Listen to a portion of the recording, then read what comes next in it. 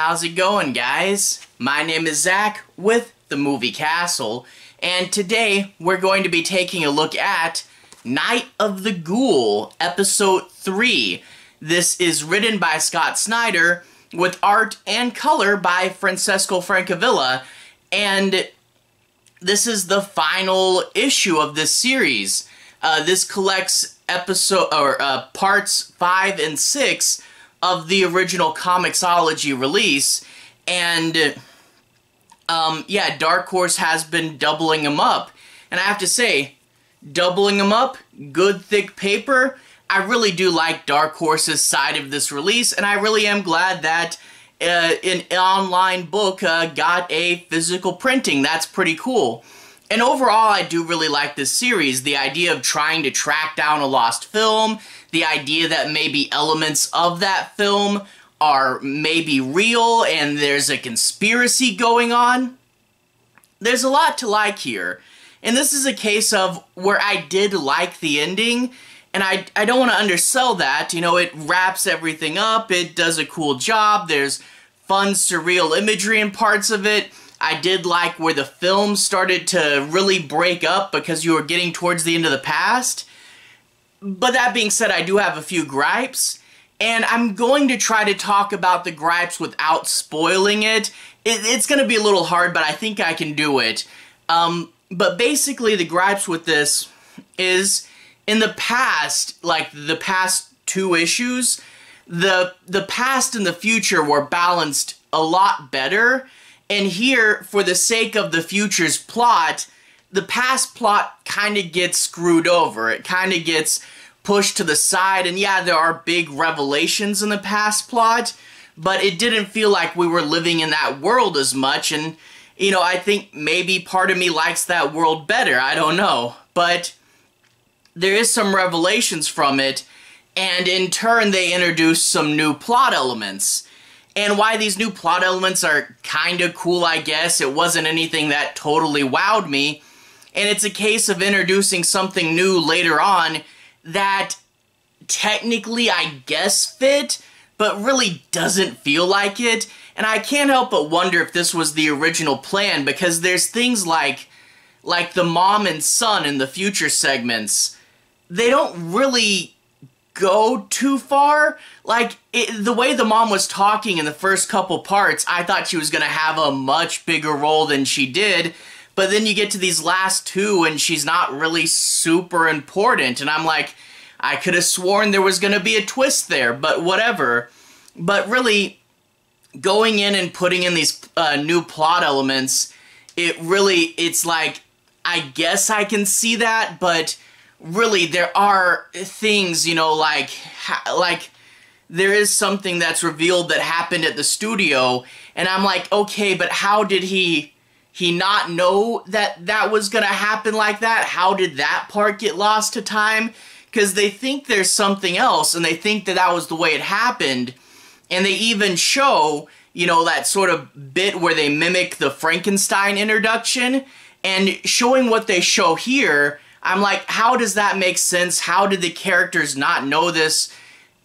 I don't know. And, you know, with some of the other revelations, it's like, I guess I could see things that way, that group just happens to operate in that way, but it feels a little far-fetched, it feels forced, and, you know, I guess some people, they just love big new plot elements towards the end, but really it kinda, you know, it does push the past segments down, and I feel like they didn't get the wrap-up they deserved because it really was 2 simultaneous stories, and in this last bit it goes really hard for the present, and it's just, yeah, it's an ending I don't 100% buy, and it did screw over the past a bit, and yeah, I know, I'm griping a bit, and it's hard to talk about this without doing spoilers, but yeah, it's just, I don't know, it felt like, hey, we're gonna pull something out at the last minute, when a large part of me wished they just played it straight, because I don't know, it felt forced to me. Maybe that's just me, and if you guys liked it, let me know, because I know sometimes with endings like this, there are people that absolutely love it, and if you do, that's fine. It's just, I don't know, like I said, a little forced. But that being said, it's still a fun story, it's still a fun concept. I really did like the art, and I really did like, you know, even though this was elements of the past getting pushed away, I did like the film getting all ripped up, and there was a clever thing that they did where you kind of see it in a new light, and it's something you knew was happening, but you're like, oh yeah, this really is the situation. Boy, it's hard to talk without spoilers. Yeah, it's a good enough ending. Parts were forced, but overall, I do like this story as a whole. And one more thing, too. You do get to see the Ghoul quite a bit towards the end. And I do like that, you know, with the Ghoul and with some of the surreal stuff earlier in here, I do like, you know, that they did hit, you know, try to go for it. But that being said, you do see the Ghoul too much as well. And the Ghoul kinda looks a little silly. I don't know. Again, I don't want to gripe on this as much as I am, because it, for the most part, is a good book. But yeah, an okay ending to a pretty good series. And overall, still a good story. Anyway, without further ado, I do want to talk about a few of the book's plot elements, show you guys some art, show you the release. So, without further ado, I'm going to switch to the close-up camera. We'll take a little bit closer look at the art, still no major spoilers. And, so yeah, without further ado, to the close-up camera. Alright, here we are inside the castle, taking a closer look at Scott Snyder and Francesco Francavilla's Night of the Ghoul. And yeah, strangely, it doesn't say the issue number on the front, but if we flip it to the back, number 3, $4.99, cool little skull there, 00311, Comixology Originals, and Dark Horse. And yeah, I guess keeping all that information on the back, we get much more of an undisturbed cover art. Cool, the burned man's face, peeking through the shadows, and all these people reaching up and screaming. Cool little abstract cover. Love the red and the yellow contrast. Again, pretty cool. Good paper that it's not going to mess up if you touch it. I literally saw some felt gloves at a Hobby Lobby. Some of these other comics, man, you almost need them. Not this one, though. Like I said, this one has good quality paper, and that seems so rare these days. Anyway, there's the Night of the Ghoul credits page. I really do love how all this feels like kind of an old poster, you know, with this sort of lettering in the gray. But anyway, after that, we get into the story proper. Now, I'm gonna be trying to avoid major spoilers, but I do want to show you guys a little bit of the inside of this book and make sure you guys have a basic understanding as to what it's about. I'll be avoiding the major spoilers, but let's go ahead and show you guys a little bit of the story. We get, once again, the father, and he hears his son's cry for help, and he grabs the Night of the Ghoul film, puts it in his little satchel, and gets out of there. So he's going to go and try to save his son. However, the nurses start to come in with their knives, and he has to try to fight them off. Now, just when it looks like it's going to be too big and too overwhelming, it looks like this one orderly wasn't in with the program. She says, I knew something crazy was going on here. I didn't know what. Here, let me help you. And yeah, you really gotta make sure all your guys are on your side. Come on, hospital. But also, she does kind of pop out of nowhere. It's this classic Hollywood trope of, you know, characters popping out of nowhere to help you. And the thing is, if that's a big hero and it's a surprise comeback, you know, that can be cool.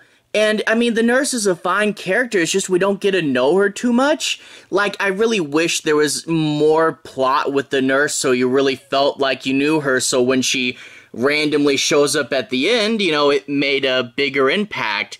But as it stands, it's just kind of like, you know, she does kind of come out of nowhere. And also with these pages, you see how at the beginning and the end we have this red, but look how the present is starting to fade into black and white as well. You know, there's some yellow here, and it's not 100% black and white, but now that we get towards the end of the book, the mysterious is becoming more open. Yeah, we are going to get more black and white, but he goes down into the basement, and there's this strange flower growing, and the guy warns him to not breathe in too much of that. But yeah, you see the flower growing out of the skull, and when he finds the people who have his son, it's some pretty crazy imagery. We get these skeleton people. I read the whole book. I don't really know what's up with that. And we get them talking in this strange language, and I do like how it's written vertically instead of horizontally. I wonder if someone can, you know, crack the code and tell me everything they're saying. It may be just a simple substitution alphabet. But yeah, there are people there. There are some, you know, people that look like Will from the Upside Down, where they got the vines all wrapped around them. But anyway, he's going to have to save his son, and this whole bit here where they're, you know, in the deep bellows of the hospital, that happens in issue 5, strangely, you know, part 5 instead of part 6. So it is kind of odd that, like, that should be the big absolute climax. But no, we got more. So, you know, like, when they do run and try to do this chase and escape thing, it is super odd that, you know, this is way more low-key than what we just saw, and it is odd stepping out of that. But there is a pretty good finale after that. There's this scene that really takes it back to the movies, you know, which I really do like. And, you know, yeah, I thought it was cool, but like I said earlier, I do have some problems with it. But anyway, what I talked about with the past, you do get the epic climax where the ghoul starts to climb out of the dad's mouth, and they have to get the tincture. The freaking tincture. Oh man, yeah. I don't know. They couldn't just call it I don't know what you'd call it. Just tincture sounds weird, and they say it too many times. But anyway, we see the film breaking up, and that is really cool. You know, when you want them to succeed and you can barely get any glimpses into the past, yeah, it's kind of cool to see all this, you know, where the page itself is breaking apart. But that being said, as cool as it is, I do like this story. You know, I said in the past, I like how well both halves work together, and I really did like both stories. And, you know, as cool as this looks, this is a story I did like, and now it's literally crumbling away. And yeah, like I said, I wish there was more with this half of the book, and, you know, it does have some cool revelations that are in some of the pieces later on, and it's just, yeah, man, I don't know. I just wish that had more of a standard ending to it, you know? But anyway, overall, the Night of the Ghoul series as a whole was pretty good, and I think if I read through it faster, you know, like if I had, I'm assuming this is going to get some sort of collected edition, a hardcover would be nice. If I had read it all at once, the ending may not have bugged me, but you know, the more you do time between issues, it spreads it out and makes it bigger, and I can only imagine if Dark Horse had released it as 6 issues, I might be even more upset by the way the black and white past segment ends. But you know, 3 issues not as bad, and if I just read through it, blown through it all at once, then I probably wouldn't be very upset at all. But yeah, I don't know. I liked the past, and I wish the past got more of a finale to it as well. And that sort of is the thing, balancing past and present storylines. Doing a good balance, or at least finding the roles for each one, is a little bit tricky of a thing. You know, like, look at Stephen King's It. You know, in the book, the present is basically just a framing device, finding where that should be and keeping it within its bounds, you know, and then when they tried to turn It Chapter 2 into the movie with the adult segments, yeah, it's hard to build a movie out of what was meant to be a framing device. So trying to learn the balance when you do a past and present thing is kind of hard, and I really like the past, and I thought they were pretty well balanced up until now, but then at the end, shifting all the way and saying it's primarily about the future makes me wish the past was more mysterious overall and something we only got tiny, tiny little bits of if it was just supposed to be where the future is the important plot. But as it stands, we spent too long in there, got too attached, and I wish that that had a better finale. And plus, if the past was more mysterious, then we could, you know, do things like that nurse character that shows up randomly. She could have had more character development. We could have defined what the mom was doing more, built up more character in the present. I don't know. I think it is a little bit of a delicate balancing act. For the most part, it did it well. You know, and like I said, I griped a bit in this third issue, and I do have faults with it, but I don't want to say it was that bad. You know, it's one of those things where I have to talk about flaws, but I'm really not that upset. But yeah, it's good for the most part. I just do wish it was different, and the book as a whole, I still would say is good and definitely recommend. But anyway, I am curious what you guys did think of this, so if you want to chime in, let me know. I'd be curious what you thought of the finale. Anyway, to everyone who's watched so far, thank you for watching. To everyone who's liked and subscribed, thank you. You really are helping the channel out. I'll leave a relevant playlist on the bottom. In this playlist, you should be able to find my reviews for the first 2 issues. Anyway, have a good day. I'll see you guys again very, very soon.